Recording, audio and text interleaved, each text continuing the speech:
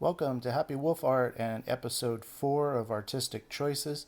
This week we're looking at Runes of Ragnan, issues 1, 3, and 4. A really interesting book. The art is really intriguing too. So let's check it out here. I have some of the pages footmarked. This is issue 1.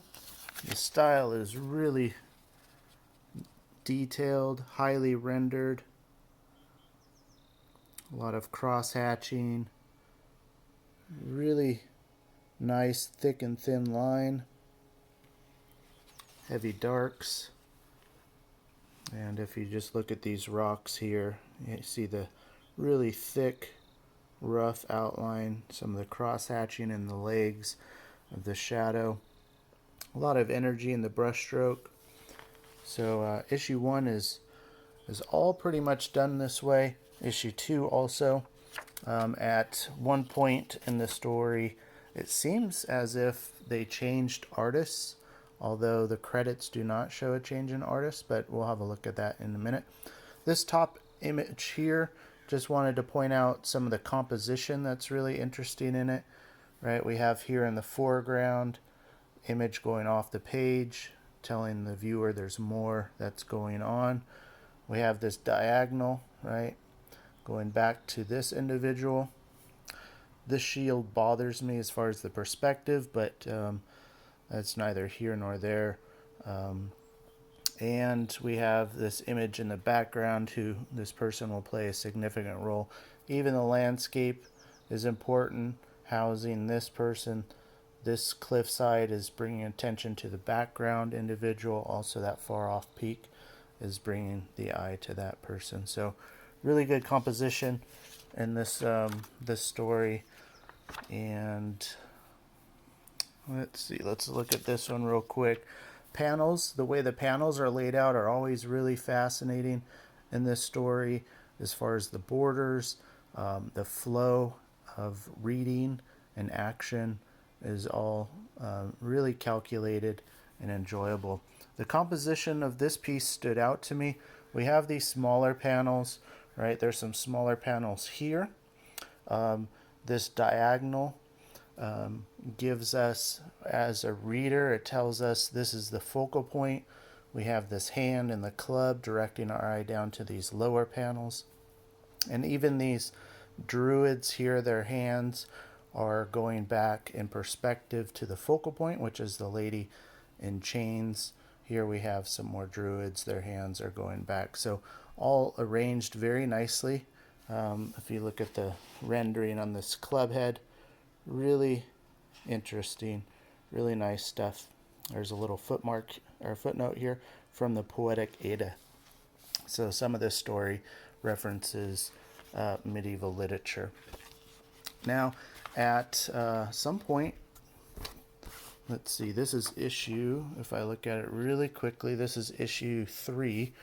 The art changes pretty drastically, and the credits say that the main artist is still on it, but you can see in these images just a complete change in just attention to detail, draftsmanship. Composition is still really strong.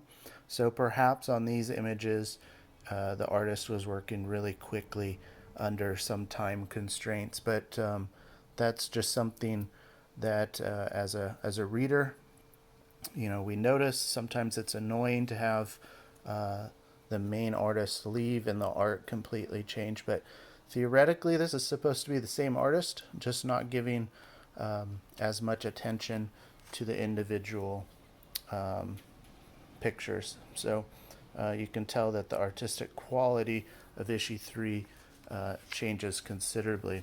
The last thing I wanted to point out is this composition here. This is at the end of book 4. It's a really neat composition. It's framed by these two profiles. These are actually brothers in the story. We have these diagonal lines drawing the viewer's attention to the conflict of the brothers.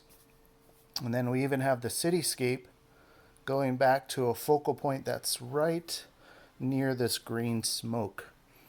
and that green smoke is also a diagonal like the weapons, and they battle it out. So with this large figure in the background, sort of looking over the city.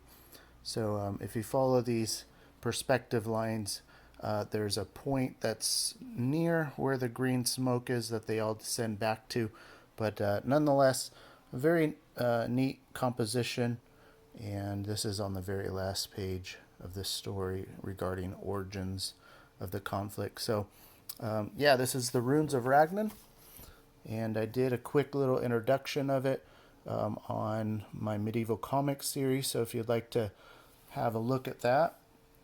And before we go, I just want to give a quick shout out to my TeeSpring shop. It's Happy Wolf Art, and there's all kinds of various artistic images that I've drawn. There's some Viking stuff here.